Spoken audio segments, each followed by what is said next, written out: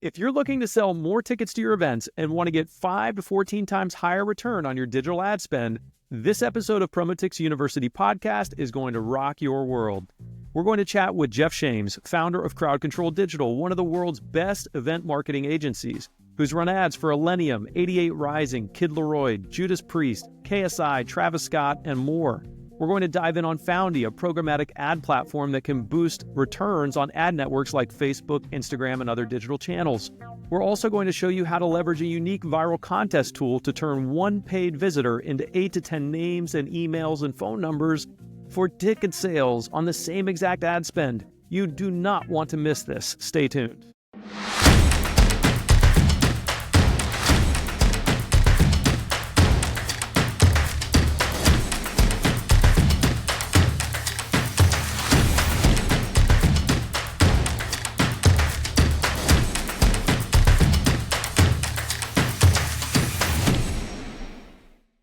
Hi, welcome to PromoTix University. I'm your host, Will Royall, and this is our first episode of PromoTix University's podcast, where we're going to explore all facets of how to run a successful events-based company that relies on selling tickets.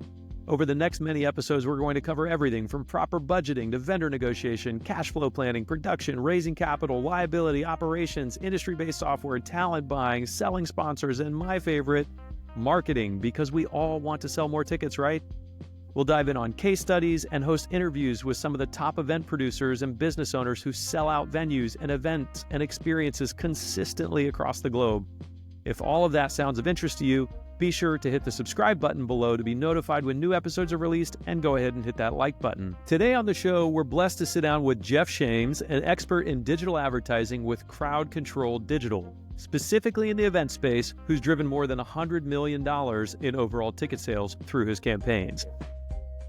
Geoff, welcome to the show. Absolutely. Thanks for having me, man. Looking forward to it. For sure, man. So you've been doing this a long time now.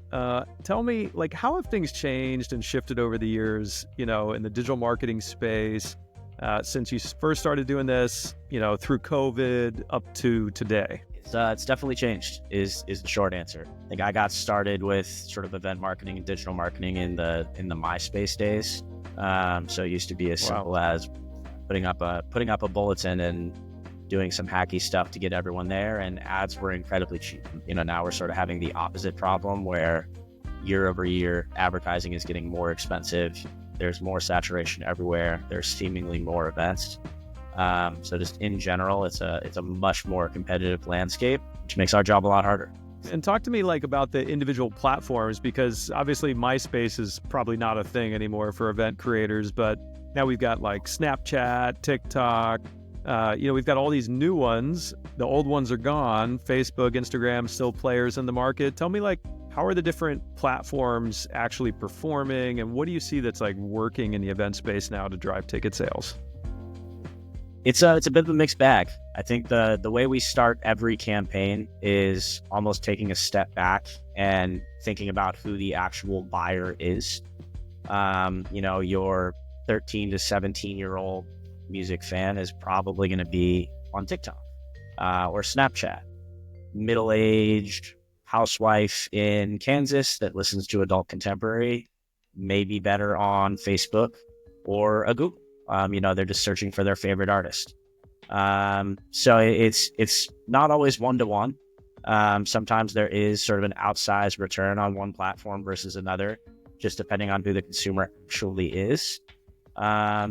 And then sometimes we're surprised in the same breath. Yeah, we'll go into a campaign expecting that, hey, TikTok is going to be our absolute number one channel, and it turns out that it's not. Reddit raises its hand and turns out to be sort of the arbitrage opportunity for whatever that might be. So it really is a mixed bag. Sometimes we're looking for different things in different places. So it's almost more about being fluid and flexible versus just going in with one plan and sort of sticking with it. Yeah, I mean, like any marketing, campaign, you really want to make sure that the target demographic you're chasing is on that platform, right? You mentioned something in that last answer about Reddit, which has not really been top of mind, I think, for me, as well as probably many other event producers out there. Can you talk to me a little bit about advertising on Reddit and kind of what's working there in the event space? Yeah. It's honestly a newer one for us over the last couple of years. It's kind of the one place that hasn't been blown out in some cases. So the great thing about Reddit is there are incredibly niche communities. If you are a decently sized artist, or even not, even if you have a couple hundred diehard fans, they're in one place. They are only talking about you. And you can actually target down to an individual subreddit level. So if there is a niche community, if there is even a topic that's related to that you could go after, it's pretty easy to get in front of an incredibly high affinity group that also probably spend most of their time there. I have friends that are Reddit users. They're Reddit users. That's where they live. It's where they breathe. So I think in a lot of cases, you're reaching effectively a net new audience that you just wouldn't hit on another platform because they don't go on TikTok. They don't go on Instagram. That's just sort of where they live. So yeah, it doesn't scale as far as some other platforms, but can be incredibly impactful to get sort of your highest affinity fans. Yeah, no, like some of those subreddits and whatnot. Obviously, it's like a community-generated content platform, right? Like the community itself is creating those subreddits a lot of times. And I think for some event creators, there's festivals out there, right, that are doing 5,000 to 10,000 people, and they don't even realize that there's already a community that's created this subreddit. There's already a community there that are talking about this event, that are fans of this event. And I guess with Reddit ads, you can directly then target them and get in front of this group. Exactly. We've been surprised before when we pick up a new client and we go on Reddit and they have this massive community that they didn't even know was there. Wow. Sort of an official fan club or a, friends of X. And there's sometimes thousands, tens of thousands of people there that we can reach out to and just sort of have a genuine connection with. Ask them to help do something in return, give something to the community that actually ends up lifting sales. So just staying on the topic for a minute of platforms, Reddit, obviously something that probably a lot of people are not taking advantage of yet. What else is there that's kind of like the latest, greatest, newest platform that you're experimenting with, or that maybe others should start paying attention to? We try a little bit of everything is the short answer. We've been doing a lot more banner advertising and programmatic, which a lot of people I don't think I've ever clicked on a banner ad in my entire life. But there are a huge number of people who do. Native advertising, those little things that look like news articles at the end of something, those can work as well. We've gone back to direct mail in some cases where we work with a digital platform that allows us to quite literally mail something to somebody. In email advertising, you can buy space in an AXS or a Ticketmaster email. They sell some of that banner space and you can run it programmatically. Where better to hit somebody when they're already buying a ticket and looking at their receipt? It's your usual suspects that everyone would expect, your socials, your Facebook, Google, Twitter, TikTok, X. But I think sometimes the real outsized win is thinking outside the box. There's plenty of channels that go overlooked, and sometimes even hitting that smaller channel where other people aren't just means you get that much more share of voice. So if you're like a brand new, maybe not a brand new event, but let's say an event that's kind of brand new to getting started into the paid media digital spend side of things, like what advice would you give them as to like where they should start? Is there a platform that's kind of outperforming returns at first that they should try to max out before they expand to something else? Or like how does one get started on the paid side? Because obviously if there's 20 opportunities out there, 30 opportunities out there, I mean, there's an unlimited amount, but if you got the major 10, the major 15, and I've got a limited ad budget, where do I start? I would still start with Meta. It's kind of your easiest win. In my opinion, it's one of the easier platforms to work with. For most events, you can still spend a sizable amount of money very efficiently. It's sort of where we start most campaigns. That is the lion's share of what we're doing. And then depending on budget, depending on scale, depending on returns, we'll start to add on additional networks. Say again, kind of a order of operations generally is Meta first, get that running, get it efficient. Then flip of a coin, kind of depending on what you're doing, either a TikTok or a Google. If you're working with a particularly big name that you think has high search volume, maybe it is Google. You can just run branded search. If it's not, maybe start with TikTok. Again, it's kind of your second largest platform right now. Then you get into your Snapchats, your Twitter, X's, your Reddits, etc. But it really is, sort of budget contingent. If you have a ton of money, yes, spread it out everywhere, but you also don't want to have so little on any given platform that you're spreading yourself. Yeah, I mean, when you start any ad campaign, right, you're going to have a little bit of spend where you're trying to figure out what's working, what's not working. And so I guess talk to me a little bit about your strategy for doing that. Like, how do you successfully find the campaigns that you can begin to scale? What's the strategy for finding, creating, and scaling those campaigns? Two ways to look at it, and it depends on what you're advertising. In the case that I'm a promoter working with you, and I actually have attribution, would want to look at something where we can actually see dollar in, dollar out. We spent $100, we made $500, and kind of look at that at the campaign level. If we can't get attribution, if we are working with a major promoter in a venue that has a lockout and we can't place a pixel, we kind of need to take a step back and just look at a little bit more holistic of an approach where, okay, at the very least, sort of the highest we can get is maybe a cost per click and a click-through rate. That would be the highest signal we can look at. This audience is getting the highest click-through rate, and within that audience, it's this asset. Okay, that's kind of the closest thing we can get to a true signal. So that is sort of it, is depending on, if you look at the gradient of how much data, how much feedback loop am I getting, pick sort of the highest impact thing you do have access to and use that as your North Star metric. And then sort of the way we normally structure a campaign is one campaign or top funnel or prospecting new fans, maybe one for remarketing. Within each one of those, have a couple of different ad sets so we can test different audiences. Within each ad set, have a couple of different assets.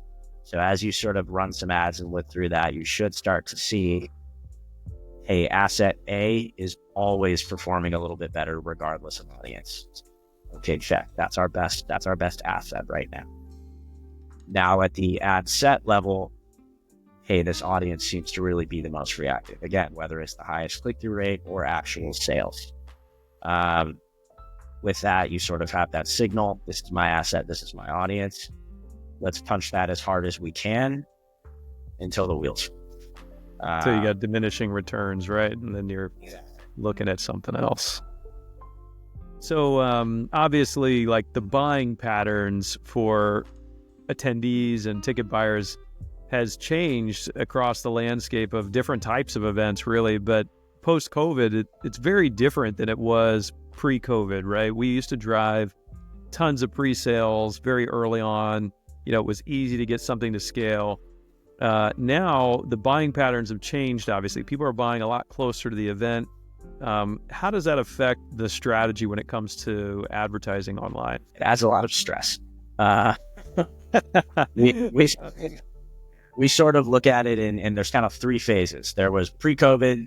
Like you said, there was a lot more sort of pre-sale. It was a little bit easier. We still had some of that last minute buyer, but it varied a bit by genre. And there was, let's call it right post-COVID. We sort of call it the COVID bump, where any show, anywhere, any genre, you're selling. Going crazy. Everybody wanted to get back out, right? Like, they were all cooped up and they wanted to get out and Any show, any day of the week, any location, it was just a gold rush. Now we're sort of back to a little closer to that pre-COVID experience where there's just sort of no middle class is the way we've been talking about it, where there's Taylor Swift and Oasis and everybody breaking ticketing platforms and people getting mad that they didn't get tickets. Sell out immediately. And then there's everyone else, where, we see hopefully a big surge in on sale, complete death of sales, and then a last minute sort of uptick into those sales. So it does impact what we can do, because we can expect that. We do know that we're going to see a ramp at the last minute, but we also don't want to just save all of our budget for that bump, because if there's a lack of awareness in general, maybe we don't have enough time or enough budget to get everyone to take that action in that last, let's call it 7 to 14 days. Yeah, so you still got to warm them up, in other words, right? You still got to have that top funnel kind of wider brand recognition awareness campaign before you're really pushing them for a call to action. And exactly. And I would assume that you're running more of those, lower funnel campaigns closer to the event to get them to buy sales. Exactly. I mean, it's your old Mad Men marketing rule of 7, right? People need to see things like a couple of times before they're sort of ready to take an action generally. So, we will try to clearly convert as many sales as humanly possible right when something goes on sale. But sort of the second we start to see that fall off a cliff, move into that sustained period, maybe get into an educational cycle. If it's a newer artist or a newer brand, let's tell people what it's all about. Let's just show them some other performance footage. We're selling an experience at the end of the day. So let's show people the experience that we want them to give us money to see. And sort of trickle that, get it in front of people, maybe just get them to the website, get them to the ticketing page, knowing that they might not be ready to purchase, and that's fine. But we at least can remarket towards them. We can at least hit them again when we do sort of need to push them off the cliff there. When it is time to purchase, we're in sort of that core buying period. Talk to me, how do you test out these campaigns? How do you test your ads? I'm sure you're running multiple versions sometimes of creative with certain audiences. How do you structure testing to get highest conversions or highest click-throughs? How are you testing that stuff? Really is that core structure. I could print this thing on a poster and it would pretty much apply. It's for almost every platform. You're gonna be able to use the same sort of structure. So you got fans who aren't in your ecosystem, fans who are in your ecosystem, net new fans, old fans. One campaign trying to reach new people, maybe 2, depending if you want to run multiple objectives, but your top funnel campaign with a couple of different audiences in it. We'll generally do something like a broad genre bucket where we're just going after rock and roll, rock music, something that broad. Similar artists where it's, okay, here's 10, 20 artists that are similar to who we're trying to sell tickets to see. And then maybe if we have the data, a lookalike of sort of success, whatever that is, whether that's engagement on your own socials, whether that's a lookalike of your email list, but something where we can still get a pretty large addressable market based on some sort of first party data.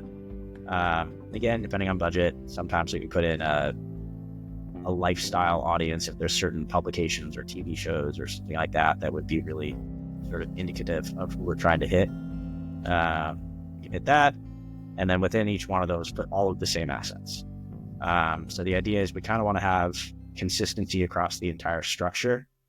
So when we do take a look back, we don't want one asset to one audience, because then we don't really know if asset A in audience C would have been a better permutation than what we ran just A to A. So sort of setting the platform up to, at the end of the day, I am not smarter than Meta's $100 trillion worth of ad spend machine learning, or however much money they've run. They have run significantly more ads across the platform than I will run in 100 lifetimes. So just sort of setting ourselves up for success with that sort of structure where we at least give the platform, same with TikTok, same with Google, give it enough to do its thing. Then it's our job to sort of take a step back, try to look for those. You want to play nice with the algorithms. You want to play nice with the data that's already there. Yeah, that's really it. Is they're good at what they do. For the most part, you got to check their homework. I mean, they're keeping everybody on their platforms, right? I mean, everybody's addicted to socials these days. Certainly do that one. But yeah, it really is that. Is setting up enough structure that you have some consistency and something that you can sort of test against itself. To then sort of have that second look, make a couple changes, and then see if basically the hypothesis was true. Hey, we ran, let's just call it phase 1 for a week or so. Looks like asset A and audience B are sort of our winners. We flip off everything else and scale those. Do we see better results, worse results? What do we see? And then you're sort effectively A/B testing different ads and different audiences and comparing against themselves to just keep improving the metrics that you're going after. Exactly, with the North Star of, is it actually improving sales? So it's that thing. It's why we love testing and spending a ton of money. If it's not impacting sales, let's also keep that in mind, that maybe that is the right asset, but let's trim our budget because it is driving the sales we need, and we need to make sure we have budget left closer to the event. How do you know when to stop an ad then? When do you decide okay, we've spent X amount on this? Because obviously you got to give it time, right, to produce the results. So how do you know, hey man, we've spent X and it hasn't driven the return we expected? Or, when is that going to start kicking over, or when do you decide to pull the plug? Little bit of an art versus science thing. There certainly are some things we'll try to keep in mind. If our goal CPA is $10 and we've spent $200 and we haven't spent anything, that's probably not the one. It's very clear. If it's at $50, 5 times, depending on sort of how everything else is moving, maybe we give it a little bit more, because if all of a sudden it does sell 2 tickets, now it's a $25 CPA and it's getting closer. So we do try to give things as much leeway as we can, because that will happen. There's attribution is a little funky on all the platforms. Sometimes there's a 7-day view through window and it's going to attribute a sale from whatever. And if you are using that platform at its word, and that is how you are handling attribution, you do want to at least give it that much space. So general rule of thumb, a week. So we are hitting that 1 week window, or kind of that 5 to 10x goal CPA number. Unless there is a case where we do launch something right out the rip and asset A is converting exactly where we want it to and asset C is not, just turn off asset C. It's fine. If A falls apart down the line, you think you're getting diminishing returns, maybe reintroduce C to see if it was just a timing thing. But yes, there is a lot of sort of art to it. There isn't, particularly in cases where we don't have the right attribution, we've just done this for too long. And sometimes I want to talk about attribution for a second, because now that you bring it up, Apple changed a year or two ago, wasn't too long ago, when they changed that rule, and you weren't able to necessarily get all the attribution that you should, let's say, on these platforms. How is that affecting things in the ad space online? It depends on how you are handling attribution, is the short answer. They have started, so it affected everyone equally, is one way to look at it. Is there is still some attribution. There are other ways to handle attribution, but depending on what your KPIs are, depending on how you're handling it internally, sometimes it doesn't really impact you. Sort of our rule of thumb is, hey, we're probably missing about 30%. I'm sure somebody has measured that more properly. But it's okay if we think we're missing about 30%, because that is what would be happening. Effectively, what happened is Apple started blocking pixels. So theoretically what you would have is people who are purchasing. They're just not telling you. Right. Yeah, you're not seeing it come back to the campaign. So theoretically it should be an under-reporting. So if we are happy with what we... Are there ways to track that? Or are there ways that an event organizer could track that on their side? Yeah. So depends on the platform. You can use a UTM code. You could use a unique ticket link. You could use a unique landing page. We have tried every possible permutation of all of the above. You could, if platform supports affiliate links, use an affiliate link for your ad. So anything that comes from that affiliate link, if that's the only place where it lives, there's your feedback loop. So basically, UTM links, affiliate links, some sort of specific tracking link that comes to an outside analytics platform that you control, and then you can see exactly how many ads came from that platform. That's exactly. It's sort of the closest. Necessary.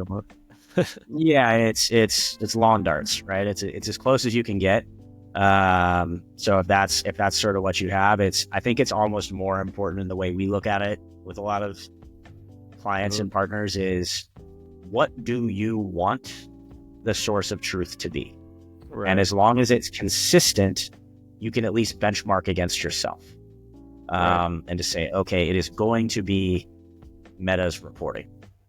Great. Every event is the same. Every event is impacted the same. Cool. That's what we're going to do. If it is Google Analytics GA4 with UTM codes, awesome. Do the same thing for every single event, just so you have parity, and you match it. So it's more about, we kind of call it like analytics hygiene. It's just do the thing. You got to brush your teeth every day. You got to do this for every event. As long as it's consistent, you have that map to look at.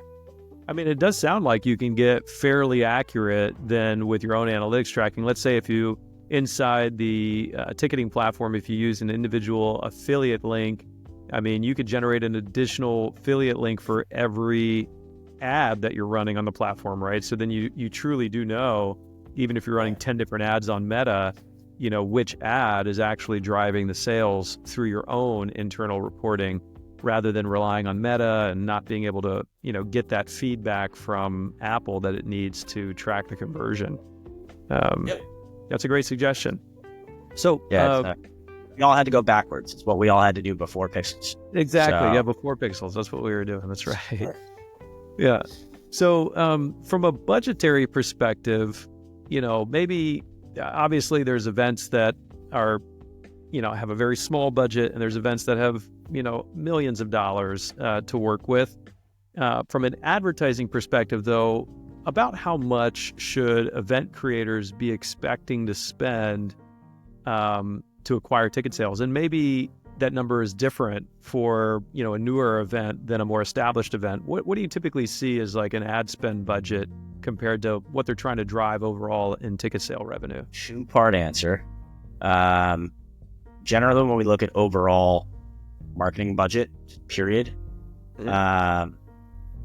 roughly 5 to 10% of your target ticket gross is a pretty good start for overall marketing. As it relates to ads, we are very digital heavy and big proponents, and it tends to work best anyways, biased or not. So we generally say, roughly 80%, 70, 80% of that budget on digital. One set of math you could use: I'm trying to make $100,000. My marketing budget should be maybe $10,000 if I'm a new event, $7,000 if I'm somewhere in the middle, $5,000 if I'm the biggest person in the world and I can just do it.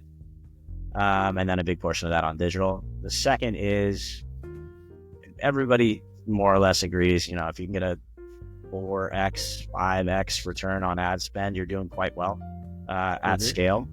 So you could also just run the math of, okay, my tickets are $30. I'm trying to make a 5x return. My goal CPA should be $6.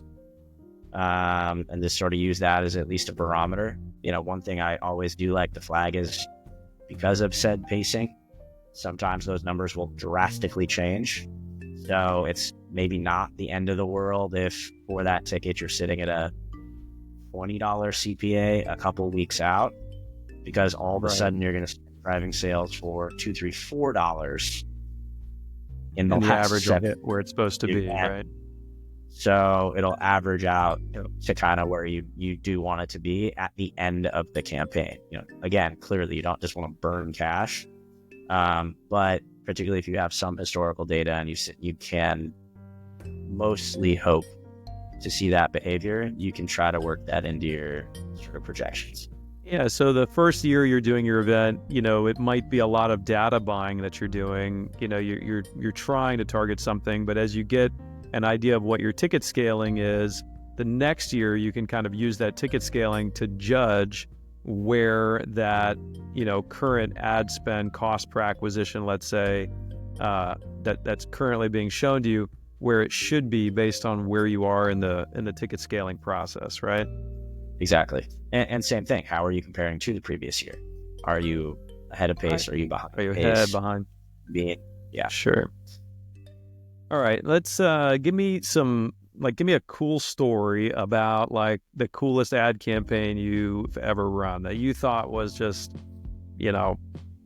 awesome. I don't know if that's because you were just, you were driving $100 average order value for $1, or because it was for somebody super famous that you just enjoyed working with. Just tell me about your favorite campaign. I don't know about favorite, but there's one that'll just always stick out to me. So we do Twitter advertising, and it was Twitter at the time. Never been our go-to platform. Generally didn't find the best results, and most people I speak to, their colleague kind of feel the same way. But we were working with a pretty large scale K-pop campaign a couple of years ago, and the advice from the local partners was K-pop lives on Twitter. You got to hit Twitter. You got to do it. Awesome. Great. At the time, it was a little bit newer to us.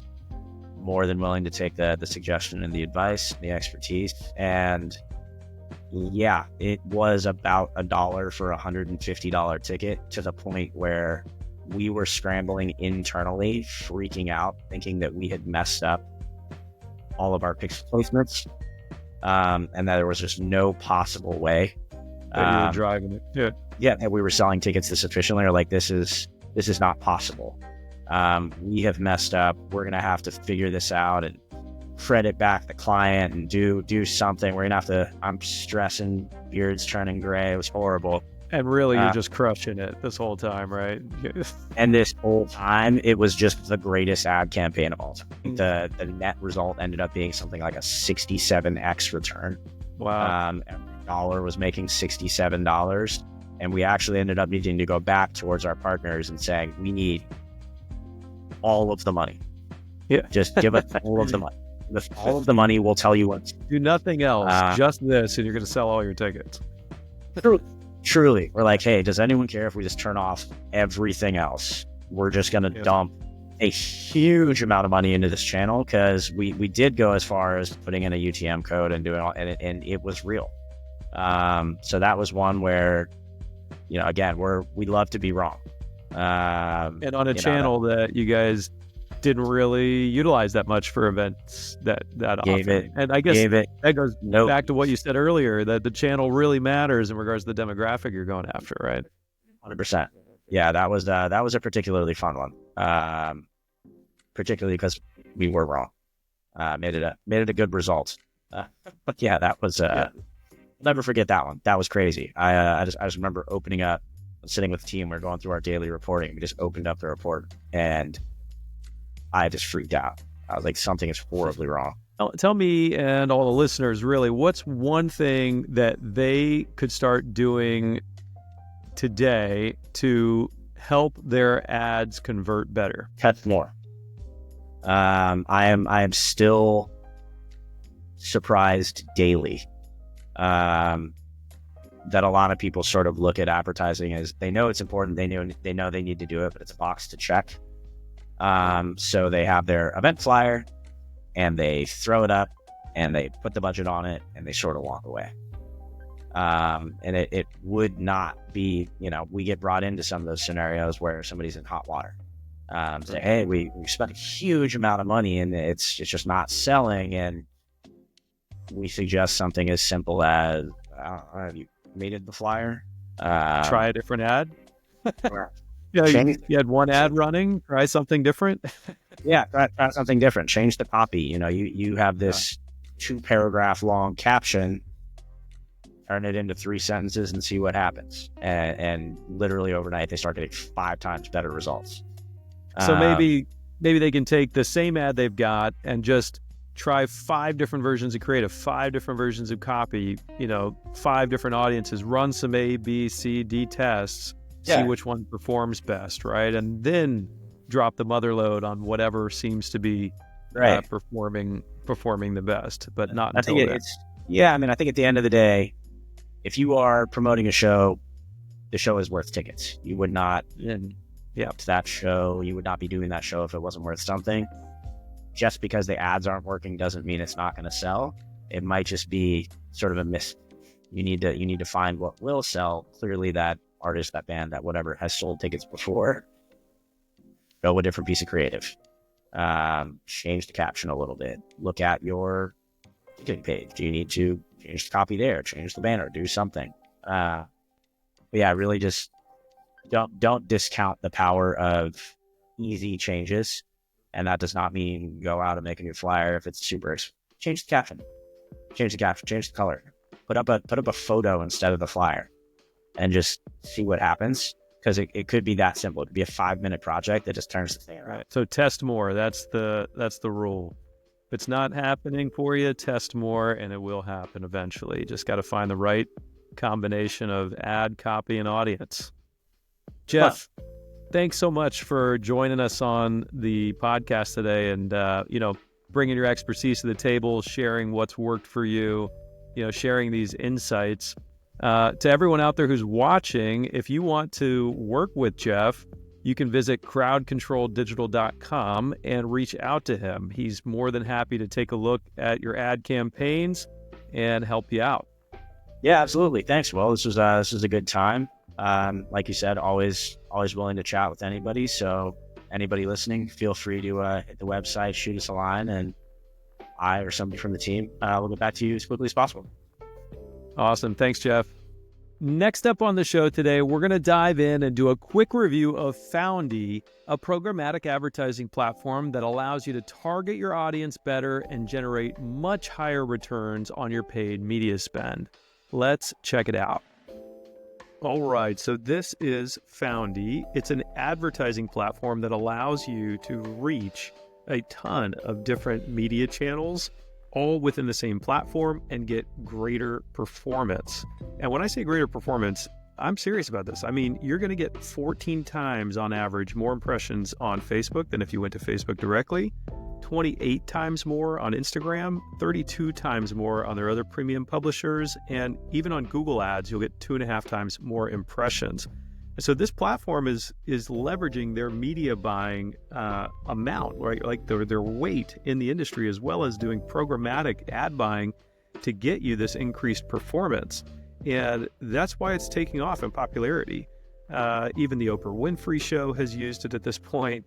They've got a pretty strong hold on the music space. They even have the ability, for example, to target ticketing data from Ticketmaster, AXS, Eventbrite, and more. So like if somebody bought certain types of tickets to certain shows or artists, you can target that inside of Found.ee to help sell more tickets for your event. And I mean, they've got over 200,000 users at this point and have run more than 3 billion in ads. So let's take a look real quick at the types of campaigns you can run on Found.ee with Taylor. All right. Today we're going to talk briefly about the different types of ad campaigns you can set up on Found.ee. Under the left-hand nav bar advertising drop-down, you'll see set up ads. As you get in here, you'll see the different types of advertising campaigns, and there are other videos that go into each individual campaign, offering a little bit more detail. So feel free to check that out if you want to learn more about any of these specific ad campaigns.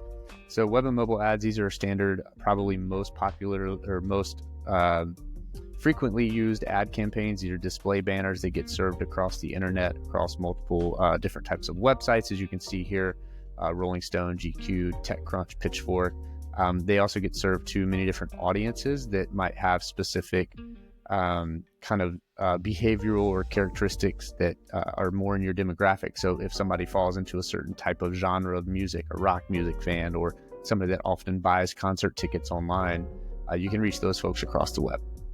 Now, video ads, these are actually what we consider premium video advertising. It's connected TV and streaming video. So as you can see here, these get delivered directly on televisions as well as on mobile devices, web and mobile devices that might be seeing pre-roll video on websites.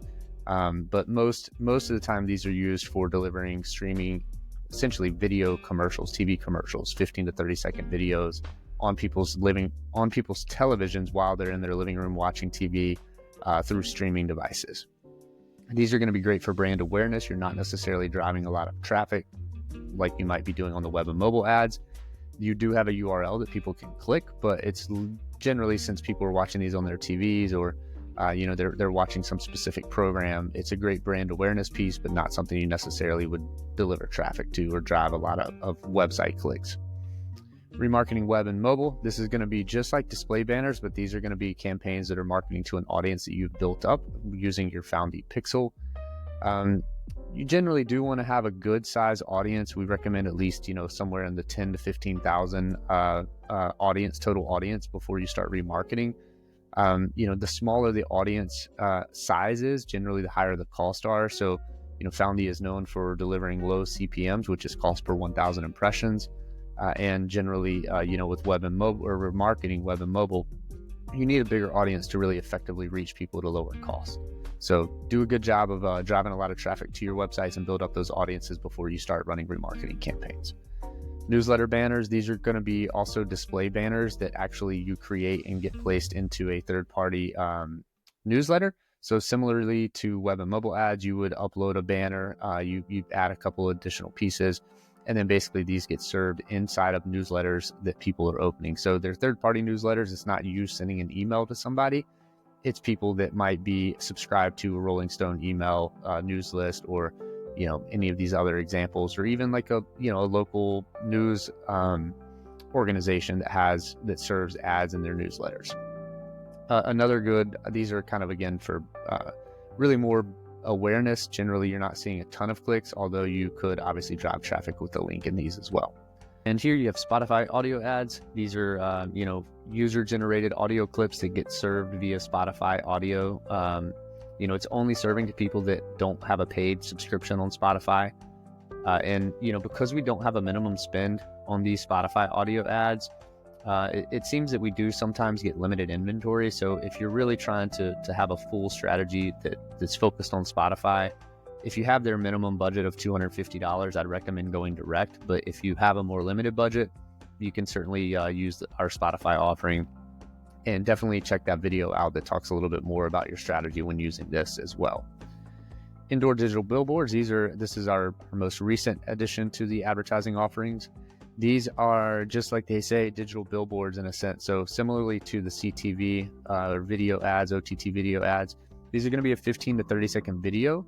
However, usually where you would see this might be in like in a restaurant that has just kind of general content playing on TVs. It might be a commercial that shows up there. It can be in doctor's offices, bars, other venues. So a lot of times I wouldn't recommend a video that you want to use a lot of audio.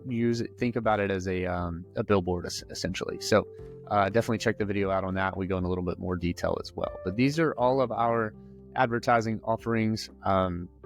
If you have any questions, let us know, but definitely dig into the rest of the blog for other video references.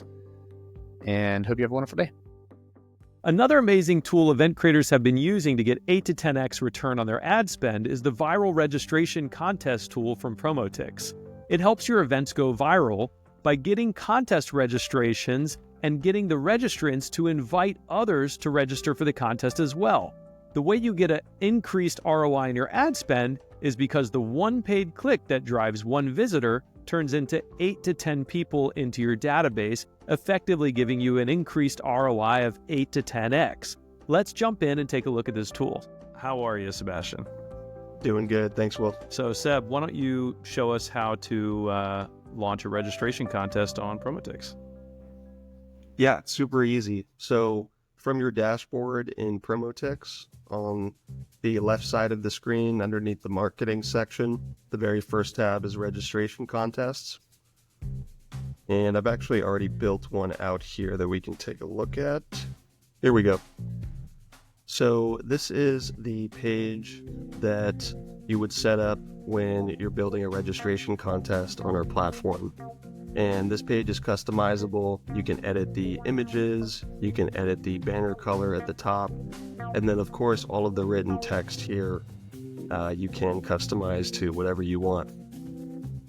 So with every contest you need some sort of prize, right? So you can see that I've added here a grand prize to win 2 backstage passes to the event, which is obviously a good incentive. And then you can add as many additional prizes as you want. I created one secondary prize here for a 10% discount. So the way that it works is attendees are going to register on this contest and they're going to compete by earning points. So it's like a game. Whoever earns the most points by the time the contest closes, which in this case I've set it to end in just under 12 days, is going to win those prizes that we've set up here. And all of the people that participate, they're ranked. So for the first place, they're getting the 2 backstage passes, and then the 9 runner-ups after that will receive the secondary prize, the 10% discount.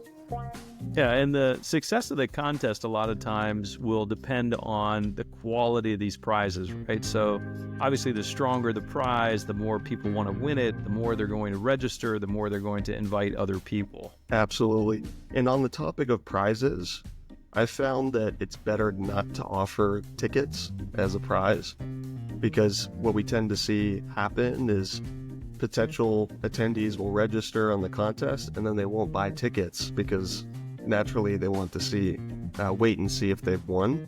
So that's why giving some sort of prize like a backstage pass, where it enhances their experience, but they still need to purchase an admission ticket, generally is a good idea. On that note, show them how easy it is to change that secondary prize to like a merch pack, for example. Yeah, so just click the little pencil icon scattered throughout the screen. And then we can just go ahead and update this. All right, so once you've set up all of the prizes the way you want and you've published the page, you will receive a unique link that goes specifically to this page. So you would blast this out on social media, push it out to all of your followers. And then once someone comes to this page and they want to participate in the contest, they're going to click on this register here button. And the very first thing we ask them to fill out is their name, email address, and phone number.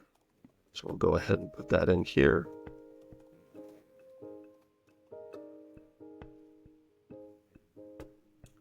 And then what we do is we take them through this flow and we give them all of these activities to earn points. And like I mentioned before, it's a game. Whoever earns the most points by the time the contest closes is going to win those prizes that we set up. So the very first activity that we ask them to complete is to connect their Spotify account. So you can see they earn 5 points for doing that. And the Spotify account here really is going to give us data for another feature that's really awesome for talent buying in the music space.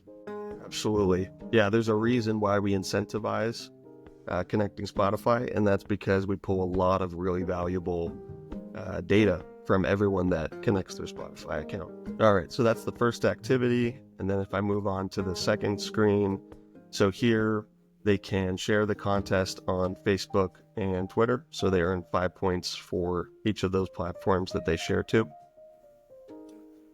And this step right here, this, in my opinion, is the most valuable activity. So for every single participant, we generate a unique referral link, and we give lots of different options for them to share. If I minimize the screen here, you can see there's a whole bunch of different options that they can use to send this out. And they're actually going to earn 10 points for each of their friends that they can invite to the contest and get to register as well. So this is really the viral component that, in my opinion, adds the most value to this tool. Yeah, so they can copy that link and send it out however they want. It looks like on the mobile version, there's a lot more options to share since most people are on their phones. They can send it via instant messenger, SMS, things like that as well. WhatsApp. Got it. Exactly. And the last step here, so we tie into all of the event organizer's social media accounts. So we pull all of those links here, and then participants can earn 5 points for following and liking the different pages. So this is also a method to grow your social media following as well. Yeah, so you're getting long-term connections with the contest registrants so that you can market to them over and over again for future shows. Exactly. Yep. So we're collecting that data up front and then trying to boost marketing elsewhere however we can. And that's it. So that's the whole process for registering on a contest. Then we show the scorecard screen. So here they can see all of the activities that they've completed. If they got any of their friends to register on the contest as well, they would see their names underneath there. Obviously, we're going to show them how many points they have. And in a realistic example, this would say, hey, you're in the top 5% or the top 3% out of everyone that's registered. And they can always go back in, click this button to complete more of those activities, share their link with more people, and try to win as many points in order to win those prizes. Awesome. I think the coolest thing about this for an event creator is you're getting the names, emails, phone numbers, you're getting social media connections. You're building a marketing database of people who are aware of and interested in your events. So, even if they haven't bought tickets yet, you now have that information to continue marketing to them, create retargeting ads across socials, send out email campaigns, SMS campaigns. This really helps you build the marketing database, get the hype going, get people interested in inviting others to join so that you can market and sell more tickets to your event and really crush the on sale. That's right. Yeah, and actually we have a feature with this tool. As you're setting up the contest, you have the option to enable an email blast or not. And when you enable the email blast, you specify when your tickets are going on sale. So obviously this would be when we've announced the event, the tickets are going on sale in a week or 2 weeks or something like that. So you can run this contest before tickets go on sale. And then as soon as tickets are live, everyone that's registered on the contest and has shown interest in the event will receive an automated email blast with the link to purchase tickets. Nice. And I see on this screen too, it says buy tickets right now. So obviously tickets are on sale for this event, which means you got a double whammy, right? So if you're advertising and sending people to this contest page, they can buy tickets right away if they want, or register for the contest for a chance to win the prize. So right. Hopefully both. Hopefully right. both. Hopefully they register on the contest and then also convert and purchase tickets. Awesome. So that's like I said, that's the whole flow for the contest participant. And then going back to, this is the event organizer side of things. So this screen is only accessible by the event organizer. So this will show the results and how well the contest is performing. So you can see here the number of follows that have been gained on social media. Every single person that registers is going to be added to this table, the fan leaderboard down here, and they're automatically going to be ranked by how many points they have. So once the contest is over and you need to fulfill those prizes, this is where you would go to pick those winners. Can you explain the revenue column there on the fan leaderboard down at the bottom where it says revenue? Yeah, there's quite a few revenue values actually. So there's a revenue value for the entire contest overall. There are revenue values for each of the individual ticket types that have been created on the event. And then, like you pointed out, there's revenue values for every single participant that registers on the contest. So the significance of this is once the contest is over, since this tool is built into the ticketing platform, our system will recognize if someone registers on a contest and then later on converts and ends up buying tickets to the event.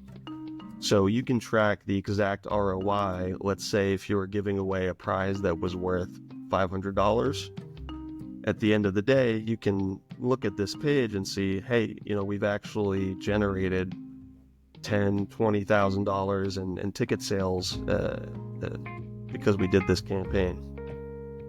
Wow, it's great. You can actually see the ROI. You can drill down to the specific ticket types and the money that was driven for each ticket type.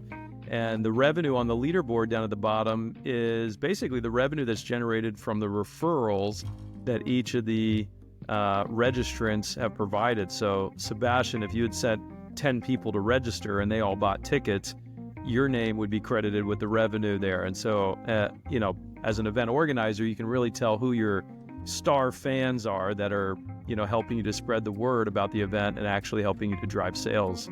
Absolutely. Yep. And by clicking these carrots here, you can very quickly see who that top fan is, or that top spender, or the top referrer is, and then reach out to them and try to utilize them even more.